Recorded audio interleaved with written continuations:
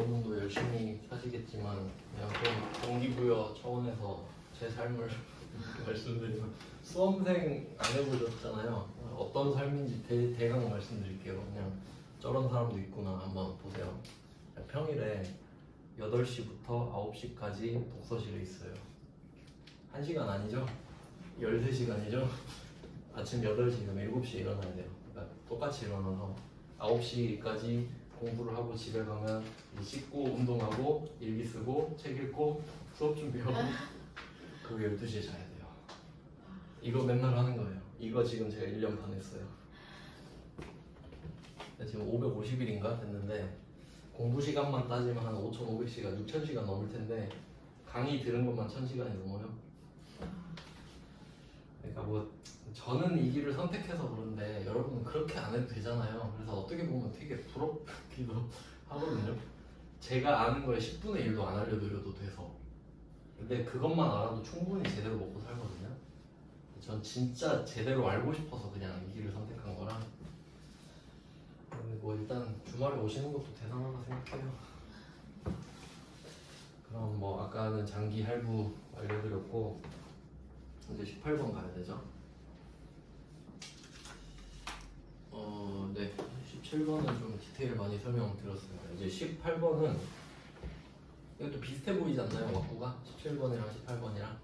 하지만 이제 한 끗 차이가 엄청 크죠. 좀 잘 읽어보면 18번 문제는 당사는 소망의 제품 6억 원 부가세 별도 6억 6천이죠 총. 잔금일에 인도하기로 했다. 차이 볼게요. 17번은 물건을 인도를 하고 돈을 나중에 받죠. 물건 일단 주고 돈을 나중에 받는 게 할부잖아요. 그래서 17번은 뭐 할부냐 장기 할부냐 이런 문제이고요. 그 다음에 18번 문제는 계약금, 1차 중도금, 2차 중도금, 잔금 이렇게 4번 똑같이 4번인데 근데 여기는 할부금이라는 말이 안 나오죠. 이유는 물건을 안 줬으니까. 그럼 이건 뭐냐면 돈을 4번에서 나눠봤잖아요. 그러니까 돈을 받고 4번째 받는 날에 물건 주는 거예요. 그래서 이거를 저는 공부할 때 이거 그림을 어떻게 했냐면 이게 비교하는 게 제 시험에도 엄청 잘 나오거든요. 그러니까 뭐 할부라고 하면은 할부는 저는 그림을 어떻게 하냐면 이렇게 동그라미를 그리고 색칠을 해요. 이게 인도일이에요. 그리고 예를 들면 이런 식으로 표시를 하는 거예요. 그럼 할부가 뭐냐 하면은 일단 거래 시작할 때 물건을 줘. 인도를 해. 그리고 돈은 뒤에 받기. 이게 할부. 그림으로 이렇게 하면 별로 안 어렵죠? 주고 돈 받기. 그 다음에 지금 이 18번 문제는 이름이 좀 긴데 중간 지급 조건부 중간 이거 뭐라더라?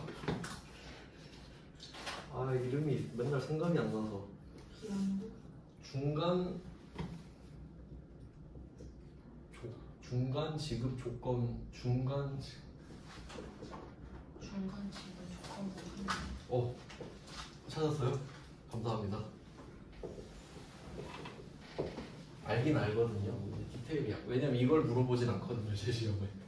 좀 죄송한데 이해해 주세요. 저 외울 게 너무 많아서 이런 건 안 외워요. 그냥 대충 뭐 이런 느낌으로 하는데 얘는 어떤 느낌이냐면 이름 잘 보시면 판매긴 해요. 얘도 판매잖아요. 할부 판매도. 근데 중간 지급 조건. 그러니까 네가 나한테 중간에 지급을 해. 왜냐면 난 그 돈 받아서 만들어야 되거든. 이런 느낌이에요. 그래서 얘는 첫 번째 동그라미가 비어 있어요. 돈을 먼저 받아야 되거든. 그리고 또 돈 받아야 돼. 그리고 마지막에 주는 겁니다. 그러니까 저는 이런 식으로 외웠어요. 차이. 할부는 일단 줘. 그리고 돈 받아. 근데 중간 지급 조건부 판매는 일단 중간에 지급을 하라니까 네가 나 돈이 없어. 그러니까 받고 받으면서 주고. 느낌은 비슷한데 전혀 다르죠? 우리 입장에서 뭐가 좋지? 뭐가 좋다고 말은 못해요. 어차피 쪼개서 받고 물건 먼저 줘버리면 마음 편하고 늦게 주면 늦게 줘도 되니까 좀 좋은 거죠. 뭐 각 장단점이 있는데 뭐 이런 포인트가 있습니다. 근데 좀 차이가 있다면 이 두 개가 잘 나오거든요. 근데 우리는 이제 장기 할부를 좀 비교를 하셔야 되는데 아까 배운 거. 근데 장기 할부는 아까 보셨죠? 장기 할부가 성립하려면 1년 이상 2회 이상이죠. 이거 중요해요. 꼭 외우셔야 돼요. 1년 이상 2회 이상이어야 장기 할부예요. 그럼 이거 중간 지급 조건부 이거 시험에 진짜 제 시험에서 진짜 잘 나오는데 이건 어떻게 되냐면 6개월 이상입니다. 얘는 6개월이에요. 살짝 다르죠 지금? 6개월이고 그리고 횟수로 치면 얘는 3회예요. 3회 이상. 근데 이 정도 나올 수 있으니까 좀 기억을 해주셔야 됩니다. 말 문제 같은 걸로 낼 것 같아요. 근데 이제 중간지급 조건부 판매는 엄밀히 따지면요. 그러니까 세법 조문에는 뭐라고 나왔냐면 6개월은 6개월이니까 그냥 6개월인데 3회라고는 제가 퉁쳐서 설명드린 건데 원래는 이렇게 돼 있어요. 계약금을 제외하고 2회 이상. 그러니까 계약금은 따로 받고 그 나머지를 2회 이상. 그럼 결국 3회 이상이죠. 계약금도 한번 받는 거니까. 근데 우리는 그것까지 구분할 필요는 없고 그냥 3번이다. 그럼 2번이면 안 돼요. 자, 그럼 이거를 되냐 안 되냐를 따지는 거거든요. 그러면 이 조건이 충족돼야 얘네들이 되는 거거든요. 그럼 얘네들을 찾아서 뭐 하냐? 얘 둘이 묶어서 공급 시기가 똑같습니다. 똑같다고 하면 아까 배웠죠? 대가의 각 부분을 받기로 한 때.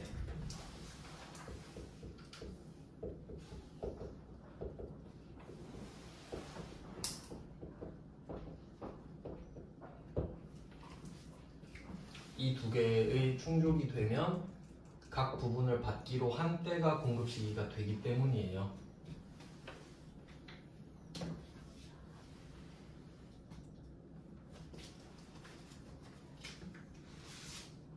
그러면 이 조건을 충족하지 못하면 공급 시기가 언제냐? 인도일이겠죠? 그걸 아냐 물어볼 거기 때문에. 왜냐면 우린 재화를 팔거든요. 용역은 좀 다른데 우린 재화 파니까 용역은 신경 안 쓰셔도 돼요. 그래서 일단 이론은 이렇게 정리를 했고요. 이제 문제를 풀어보는 거예요. 이게 중간지급 조건부 판매구나. 그럼 오늘이 3월 16일이고요. 얘도 보니까 근데 얘는 전부 다 3월 16일이죠. 밑에 보시면. 그래서 제가 연도를 껴놓잖아요. 오늘은 20년이다. 근데 또 보니까 계약금이랑 공교롭게 또 같네요. 근데 이건 계약금이니까 그럴 만도 한 것 같아요. 할부금은 같을 이유가 없지만 계약금은 뭐 그럴 수도 있잖아요. 그럼 날짜 한번 세볼까요? 자, 그럼 이게 할부 판매랑 정간지급 조건부 이렇게 알려드렸는데 차이가 할부는 인도를 하고 시작한다 했죠. 그러니까 날짜를 언제부터 세냐 하면 공급일 다음 날부터 였어요. 할부는 공급을 하고 시작하니까 그럼 당연히 시작을 하고 그 다음 날부터 세면 되겠죠. 인도일 다음 날부터. 근데 중간지급 조건부 판매는 인도하고 시작하는 거 아니죠? 계약하고 시작하는 거죠, 그냥. 그러니까 얘는 계약 다음 날이거든요. 계약금 준 날이 계약한 날이라고 보시면 되겠죠? 그래서 결론은 어차피 똑같아요. 엄청 복잡하진 않아. 그냥 처음 날짜 다음 날부터 세라 이런 느낌이잖아요. 그래서 계약금이 20년 3월 16일인데 뭐 개월수 보시면 6개월을 훌쩍 넘죠? 6개월은 이미 넘어버렸어요. 그리고 3회도 넘죠. 그러니까 얘는 중간지급 조건부가 맞잖아요. 그럼 이제 답을 찾아라. 대가의 각 부분을 받기로 한 때죠. 그럼 오늘 2020년 3월 16일 분계만 하시면 되거든요. 그러니까 똑같아요. 원리는 장기할부랑. 그래서 답은 1억 6,500에 대해서 설계 처리를 하면 됩니다. 분계해보면 제품이죠. 제품 매출 아니다. 제품 매출하면 안 되죠. 뭘까요? 물건 안 줬잖아요. 계약금 뭐였지? 15번 문제에서 선수금 똑같이 써놓는 겁니다. 계약금이라며 물건 안 주고 돈만 받았죠. 선수금. 네, 선수금이고요. 부가세도 인식하겠죠. 세금 계산서 줘야 되니까. 대가를 받기로 한대니까. 그럼 선수금은 1억 5천. 그러니까 한번 해놓으면 똑같잖아요. 1억 5천에 1,500. 네, 돈은 보통 예금으로 받았고요.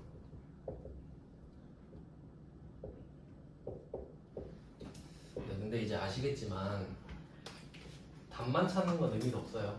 여러분은 실무에서 문제를 해결하셔야 돼요. 거래를 완성시키셔야 돼요. 그러면 거래가 어떻게 완성되나 한번 생각해 볼까요? 그럼 분기가 3번 더 남았죠. 3번 더 해야 되잖아. 1차, 2차 잔금. 그럼 1차 때 똑같이 하면 되겠죠? 선수금 1억, 부가세 해수금 1,000, 보통 예금. 금액만 바꾸면 되는 거 아시겠죠? 그러니까 지금 계약금 1차, 2차는 똑같아요. 선수금을 계속 쌓는 거야. 그 다음 마지막 분기 정도는 좀 정리를 해볼 필요가 있겠다. 마지막 분기만 좀 적어볼게요. 그러면 지금 선수금이 얼마 쌓여있나 한번 볼까요? 선수금이 1억 5천에 1억에 1억 쌓여있죠. 부가세 빼야 되니까. 그러면 3억 5천 이렇게 되나요? 그럼 3억 5천이 쌓여있는 상태에서 잔금 받는 겁니다. 그럼 선수금 3억 5천부터 털어줘야겠죠. 3억 5천만 원 이렇게 털고, 원래는 이거 잔금 내야 좀 재밌는데 문제가. 그리고 생각을 해보겠습니다. 일단 3억 5천만 원 터는 거는 아시겠죠? 확실한 거니까. 근데 잔금 받는 날에 2억 7,500 받죠. 그럼 얘는 2억 5천에 2,500인 거 아시겠죠? 그럼 2억 5천이 뭐냐? 이제는 어떻게 보셔야 되냐면 이거 총 거래가 얼마죠? 제품 얼마짜리죠? 6억이죠. 그럼 오늘 6억 찍어야 되는 거 아닌가? 제품 6억 어찌됐든 앞에 걸로 계산하는 게 아니라 우리 6억짜리 팔기로 했잖아요. 그럼 어쨌든 6억 아닐까요? 합쳐서? 그렇죠? 그러니까 그냥 오늘 드디어 그냥 제품 매출 6억이구나 이렇게 생각하셔야지. 제 시험엔 금액이 바뀌어요 중간에. 근데 여러분 안 바뀔 거 아니야. 합쳐본 맞나? 맞죠? 맞네. 6억 6천. 그러면 제품 매출 6억 이때 쓰는 겁니다. 자, 제품 매출 6억인 건 확실하죠? 전 밑에 거 금액 본 게 아니라 문제 첫 번째 줄에 써 있는 거 보고 쓴 거예요. 제품 6억 보고 금액이 안 바뀌었으니까. 자, 그리고 오늘 인식할 부가세 얼마? 2,500. 오늘 2억 7,500 받은 것 중에 110분의 10이잖아요. 앞에 거는 그 전에 10%씩 인식했었잖아요. 그러니까 오늘 것만 따로 인식하는 거지. 부가세 수금 2,500.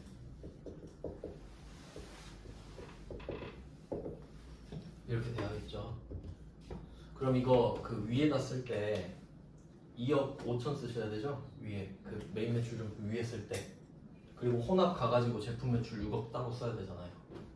위에 6억 쓰는 거 아니죠? 2억 5천 쓰셔야 되죠? 그리고 오늘 받는 돈은 2억 7,500이잖아요. 보통 예금. 이렇게 해서 차대변 안 맞으면 멘붕 오겠는데? 맞아야겠죠 당연히. 안 해봐도 뭐 뻔한데 당연히 맞아야 되잖아요. 6억 2,500씩 나오죠. 그러니까 이게 마지막 날 공개. 근데 이런 거 아셔야 되잖아요. 그래서 제가 15번 문제에서 이거 하고 싶었던 거예요. 15번에서. 근데 이거를 못했지. 한계가 있으니까. 그러니까 15번에 업그레이드 된 게 18번이다 이렇게 보시면 되겠네. 결국 똑같죠 맥락이. 15번이랑 18번 이렇게 연결해 두시고. 그래서 여러분은 이제 세무 1급과 멀지 않아요. 어차피 결국 이제 세무 2급 되면 제대로 해야 된다 생각하셔야 되거든요. 네, 그래서 다르지만 비슷한 거 2개 해봤어요. 17번은 장기 할부는 아니지만 이걸 통해서 장기할부를 알려드렸고 18번은 중간지급 조건부 판매다. 아 그리고 혹시 조금 이건 제 시험에 나오는 건데 디테일 하나 말씀드리면 17번에 추가로 그냥 알고만 계세요. 실무에서 쓸 수가 있거든요. 17번이 장기할부일 때 제가 설명을 드렸잖아요. 만약에 이게 장기할부면 대가를 받기로 한 때 이렇게 했었죠. 근데 만약에 처음에 인도일에 4,400짜리 세금계산서를 발급할 수도 있거든요. 그냥 둘이 친하고 뭐 알면은 그때는 인정해요. 그 정도 참고로 알고 계시면 됩니다. 그러니까 만약에 이렇게 진짜 꼬아서 내면은 17번 문제가 만약에 장기할부야. 그럼 우리 머릿속에는 장기할부니까 대가의 각 부분을 받기로 한 때니까 답이 1,100이다 이렇게 생각할 거잖아요. 근데 문제에서 이렇게 되는 거지. 하지만 그럼에도 불구하고 4,400만 원짜리 세금계산서를 발급했다. 그럼 인정. 그냥 인정. 왜냐면 뭐 물건 줬으니까. 뭐 그렇게까지 제일 어렵던데 그 정도까지는 참고만 하시고 넘어갈게요. 이제 7페이지. 네, 이 7페이지로 넘어가시면 이제 19번도 똑같은 거 같네요. 생긴 거 보니까 느낌 딱 오시죠? 이것도 중간지급 조건 어떻게 아는지 확인해 보면은 이거는 그냥 표시만 하고 넘어갈게요. 그 19번 문제는 첫 번째 줄에 제품 공급 계약을 체결하고 잔금 지급에 대해 인도한다. 이거 보면 알 수 있죠. 그러니까 계약만 체결하고 돈은 마지막에 잔금 받을 때 줄게 하면 이게 중간지급 조건부일 수도 있겠다예요. 무조건은 아닙니다. 왜냐면 6개월 3회 따져야 되잖아요. 6개월 3회. 그러면 오늘 계약했으니까 오늘부터 이제 내일부터 세야겠죠. 내일부터 잔금일까지가 6개월은 당연히 넘고 3회도 넘잖아요. 그럼 아까처럼 하시면 되는 겁니다. 그러니까 18번 문제랑 똑같아요. 19번이랑. 그냥 뭐 이런 식으로 두 번 풀어보시면 연습이 되니까. 근데 이거 왜 넣는지 아세요? 19번 문제. 그 세 번째 줄을 보세요. 2021년에 해당하는 회계 처리해라 이렇게 돼 있지. 뭐 하라고? 잔금 처리. 방금 한 거 제가 방금 한 거. 날짜 잘 보셔야 되죠? 그러니까 방금 18번은 제가 그냥 풀어드린 거고 19번은 그게 답인 거잖아요. 그냥 마지막 거만 해보라잖아요. 그러니까 표시만 해주세요. 잔금 붕괴하라고. 19번은 잔금 붕괴하라고. 맞죠? 21년이니까. 그러니까 결론은 뭐다? 할 줄 알아야 된다. 근데 세무 1급이에요. 뭐 급수가 의미가 있나? 저는 제대로 아는 게 중요하다 생각해요. 여러분이.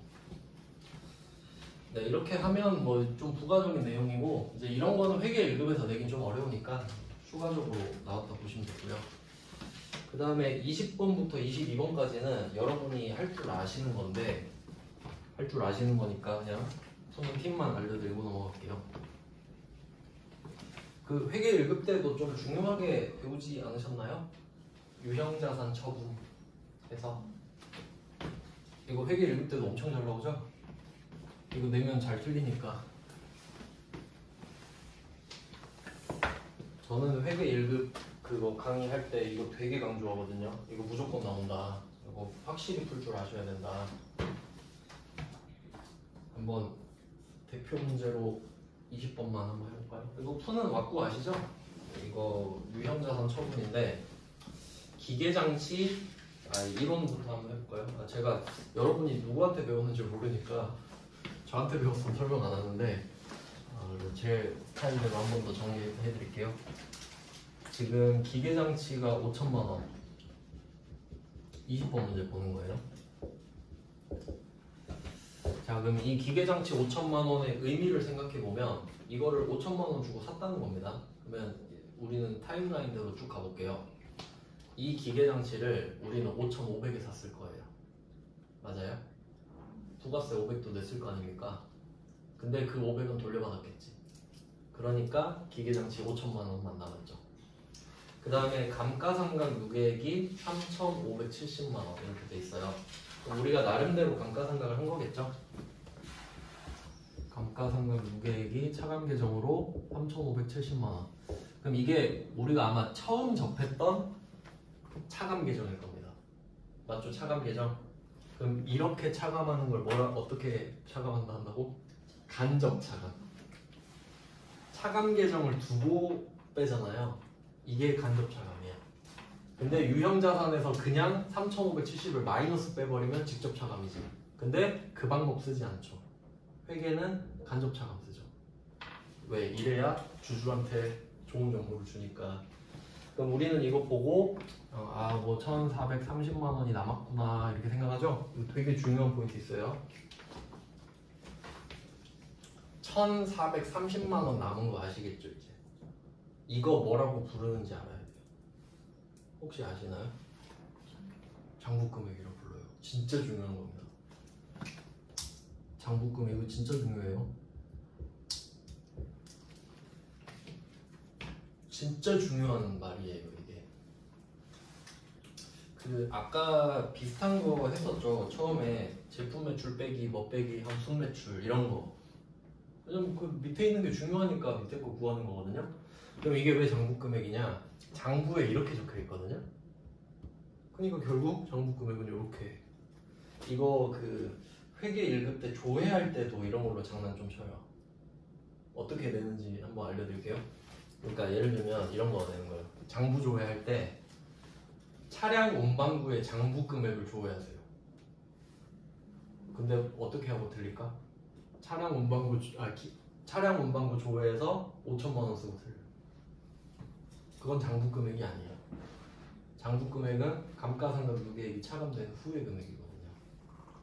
그렇게 낼 수 있어요. 그럼 그냥 다 틀리는 거예요. 그냥 모르니까. 차량 운반구를 물어본 게 아니라 차량 운반구의 장부 금액을 물어봤으니까. 그럼 그때는 두 개를 다 조회해서 빼거나 아니면 같이 볼 수 있는 재무상태표 같은 거 조회해야 되거든요. 그 정도 참고하시고.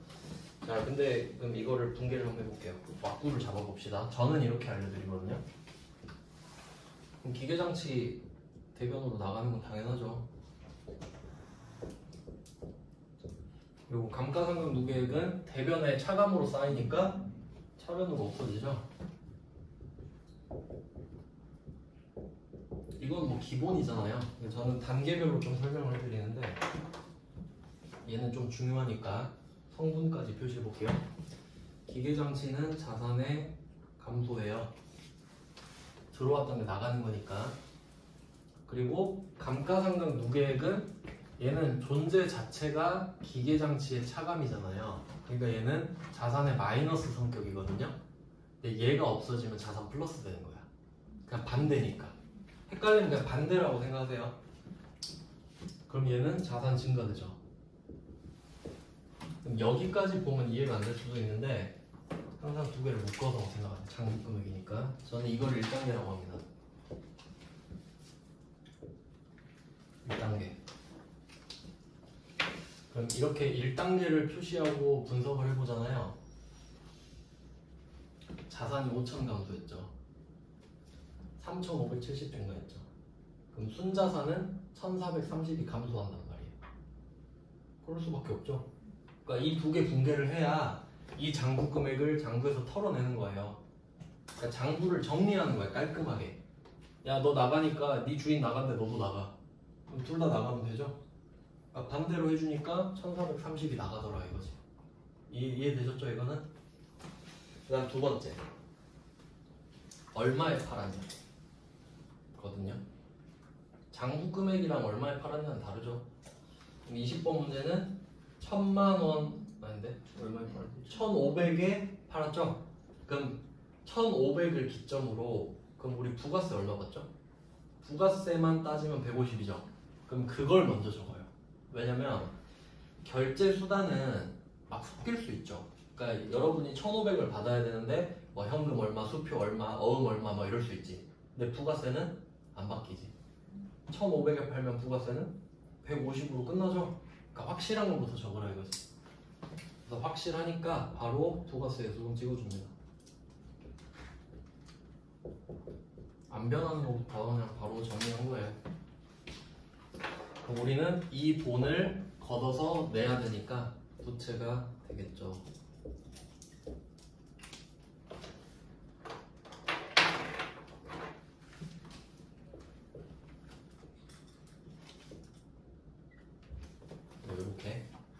2단계 됐죠? 1단계 장부 금액을 뺀다.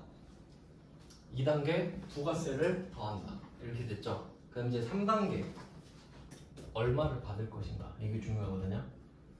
자, 이게 잘 생각하셔야 돼요. 부가세는 내가 받기로 한 돈의 10%죠. 그러니까 내가 받기로 한 돈이 1,500이니까 거기에 10%죠. 그리고 이제 생각을 합니다.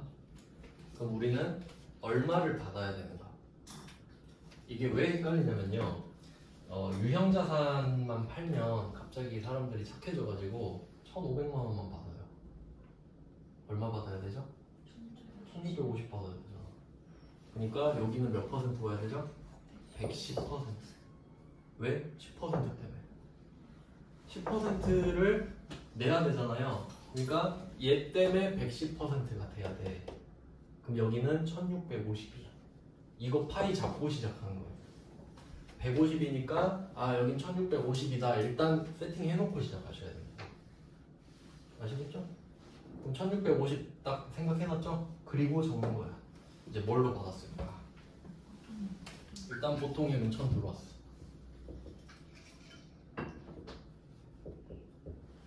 일단 하나 적었습니다. 1000 받았으니까. 그리고 아직 덜 받았죠? 650 생각해야 되죠? 650은 뭘로 받았어요? 근데 여기서 생각해보세요. 출제자가 착하게 650은 이럴까? 아니지. 나머지라고 하겠지. 왜? 500 쓰라고. 맞죠? 500 쓰라고. 하지만 우리는 그러면 안 되죠. 650 쓰겠죠? 그러니까 일단 우린 650 적어버리지. 왜? 110%니까. 이렇게 왁구를 먼저 잡는 거예요. 얘는 110%다. 그래야 110을 받아서 10을 내지. 100은 내 거 하고. 자, 그리고 나머지는 전주에서 발행한 어음으로 수령을 했습니다. 여기서 또 중요하죠? 어음 받았을 때 조심하셔야 되죠. 내가 지금 누구랑 거래하는지 보셔야 됩니다. 20번 문제는 전주한테 기계를 팔고 있죠? 근데 이 어음 주인도 전주죠. 근데 저라면 이렇게 될 것 같거든요. 문제 세 번째 줄에 진주. 좀 치사한가 진주는? 치사한가요? 익산 그러면 그 정도는 괜찮지. 진주는 좀 치사하긴 하다. 진주는. 하여튼 무슨 말 하는지 아시겠죠? 그러니까 이게 어떻게 될 수 있다? 배서양수 이슈가 있다. 어음 받으면. 자, 그러면 어음 받았으니까 받으러 옵니죠? 받으러 오면 뭐 팔았는데? 기계장치 팔고 어음 받으면 미수금. 또 여기에 함정 있죠? 제가 유형자산 처분이 몇십 문제 있는데 괜히 넣었을까요? 틀릴만한 걸로 넣었지. 받으러 오면 쓰면 안 돼요. 진짜 많이 틀립니다. 자, 첫 번째 포인트 500을 쓴다. 첫 번째 포인트. 두 번째 포인트 받으러 오면 쓴다. 그 다음에 거래처가 만약에 익산이면 거래처 익산으로 바꿔줘야 된다. 거래처 이슈 있죠? 그래서 지금은 똑같지만 배서양수가 될 수도 있겠다. 배서양수 가능성을 고려해라. 생각하셔야 된다는 거죠. 자, 여기까지 세팅하면 끝난 거거든요. 그러면 숫자 한번 차대면 맞춰볼까요? 계산기 안 쓰고 하는 거 그냥 생각해 볼게요. 지금 1번에서 1430 나갔죠? 나갔어요? 그리고 150만 원이 우리가 내야 되는 거예요. 그러니까 지금 대변 쪽으로 한번 계산해 보면 150이에요. 1450 나갔고 150도 부채 이렇게 되고 그 다음 받은 게 1650이죠. 이렇게 하면 저절로 차액이 나올 거 아니에요. 어디가 큰지 이거 좀 복잡하네요. 계산기가 있어야지.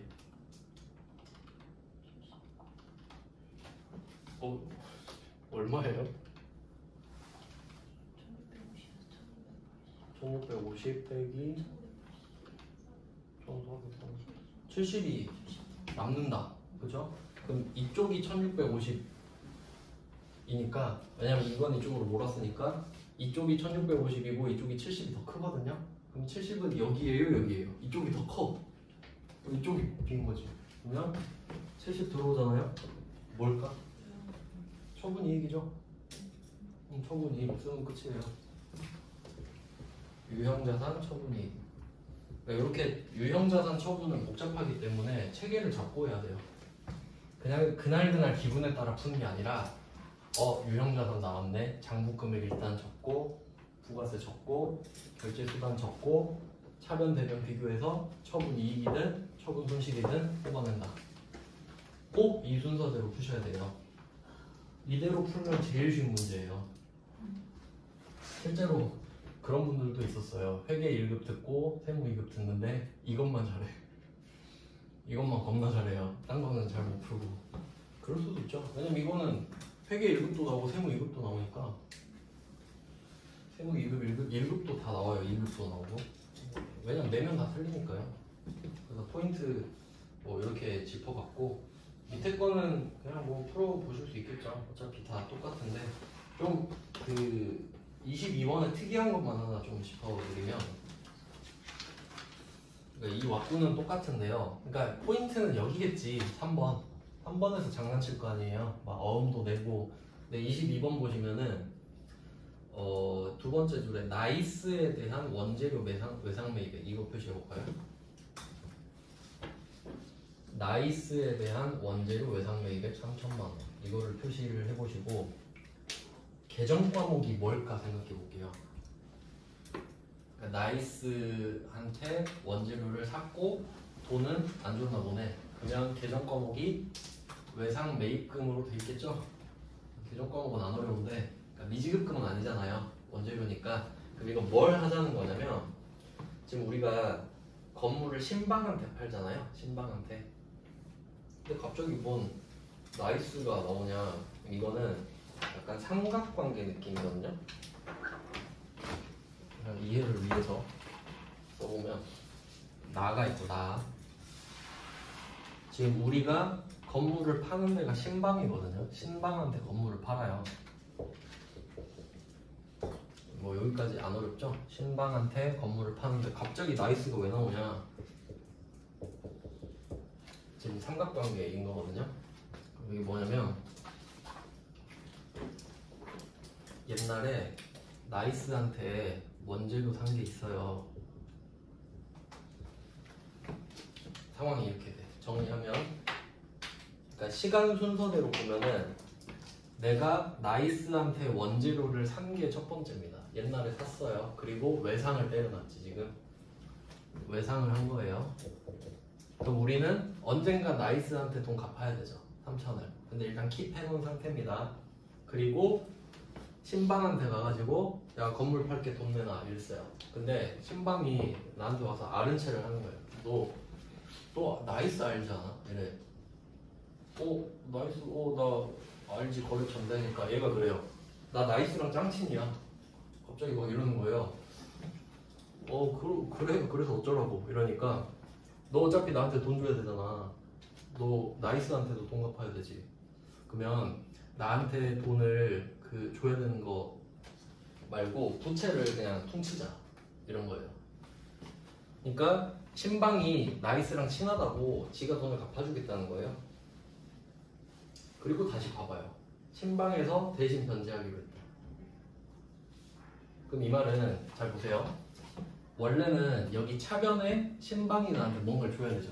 신방이. 근데 너 나한테 돈 받지 말고 그냥 그 받는 액수 대신에 네가 나이스한테 갚아야 되는 돈 있잖아. 그걸 내가 갚아줄게 이런 거야. 지 둘이 친하다고. 그러면 우리한테 외상 매입금이 대변에 있겠죠. 원재료 살 때 차변이었으니까. 원재료 외상 매입금 이렇게 써놨을 거 아니에요. 근데 이걸 차변에 넣겠다고. 그럼 우리는 이 외상 매입금을 안 갚는 거나 돈을 받는 건 똑같지. 그러니까 내가 나이스한테 3천을 언젠간 갚아야 되는데 그 3천을 안 갚아도 되는 거면 어차피 3천 받은 거랑 똑같지. 3천을 받아서 갚은 거랑 똑같으니까. 그러니까 이거 일부러 이렇게 낸 거죠. 복잡하게. 결론 차변에 외상 매입금 오면 된다. 거래처는 나이스고. 뭐 그런 식이에요. 근데 이거 세무 2분 문제죠? 그러니까 이제 좀 아시겠어요? 느낌이 외워서 푸는 거 아니잖아요. 이제 약간 어떤 느낌이냐면 여러분이 그 하나하나 약간 레고 같이 블록을 하나하나를 정확히 이해를 한 거야. 그리고 상황에 맞게끔 조합하는 거예요. 이제 뭔가 새로운 걸 배우는 게 아니라 아는 걸 조합하는 거라고. 그래서 그냥 외상외금 퉁치네 그런 느낌인 거죠. 그러니까 이게 약간 그 어음 돌리기랑 비슷하긴 한데 그냥 생소하니까 많이 들릴 것 같아요. 생소하니까. 그리고 하나 더 짚어드릴게요. 22번 문제에서 마지막 줄에 보시면 처분 시까지 감가상각 누계액은 4천만 원이다 했죠. 이거 표시하시고 처분 시까지 감가상각 누계액은 4천만 원이다. 이걸 표시하세요. 그리고 디테일을 알려드리겠습니다. 그리고 이게 당연한 말이거든요. 왜 그런지 생각해 보시면 이게 무슨 말인지 알려드릴게요. 원래는 중요한 거예요. 그러니까 저는 이게 좀 시험이 너무 쉬운 게 좀 아쉬운 것 같아요. 너무 쉬운 게. 이걸 써먹지 못하는데 원래는 어떻게 하냐면요. 지금 5월 25일이죠. 근데 감가상각 언제 하는지 아세요? 감가상각 공식적으로 12월 31일이랍니다. 맞죠? 1년 다 쓰고 한 방에 하잖아요. 그러면 감가상각 누계 아까 20번 풀었잖아요. 그러면 이때 20번 문제로 다시 돌아가셔서 감가상각 누계액 3,570만 원 있죠. 그럼 이게 언제 기준이겠어요? 작년 12월 31일 기준이겠지. 이해되세요? 장부 금액이잖아. 뭔가 좀 이상하지 않아요? 그러면 이거 뭔가 좀 잘못된 것 같아. 업데이트가 안 됐잖아요. 그러면 작년 말 기준으로 감가상각 누계액이 쌓여있죠. 그럼 지금 3월 23일 아닙니까? 3달 더 썼죠? 근데 3달 쓴 게 추가가 안 돼 있네? 맞죠? 그래서 원래는 어떻게 하냐면 오늘 처분하잖아요. 그러면 1월 1일부터 오늘까지 쓴 거를 추가 감가상각을 해요. 생각해봐요. 당연하죠? 너무 당연하지 않아요? 근데 그런 말 들은 적 없지. 그러니까 아쉽다는 거예요. 원래는 그렇게 해요. 이해되시죠? 무슨 말인지 금액은 몰라도 그러면 감가상각 누계액이 지금보다 더 커야 돼요? 작아야 돼요? 커져야지. 맞죠? 그럼 처분이익은 더 커져야겠네. 감누가 더 커지니까. 자, 그리고 22번에 표시한 걸 다시 보시는 거예요. 뭐라고 돼 있는 거 표시했죠? 처분 시까지 감가상각 누계액은 이렇게 말해야 되죠. 이게 정상이지. 그러면 20번은 뭐예요? 문제가 가라로 된 거예요. 그러니까 어떻게 말해줘야 돼요? 20번도 3,570만 원은 처분 시까지 감가상각 누계액이다. 이 말 나와야 되지. 알고는 계셔야 돼요. 알고는 계시되 이 새끼 문제 개떡같이 했네. 그래도 풀어야지 뭐 이런 느낌으로 하셔야 된다고. 아셔야 돼요. 근데 22번처럼 내야 되는 이유가 뭐냐면 추가 감가상각 문제를 내기엔 너무 오바거든요. 그러니까 이렇게 정리해주면 좋잖아. 이 정도 이해하실 수 있죠? 원래는 그렇게 말해야 된다. 나머지는 그냥 보시면 되겠고. 아직도 안 끝났네 매출이? 근데 다 중요한 거라서 근데 이제 쉬는 시간이에요. 10분 쉬고 마지막 시간 12시부터 할게요.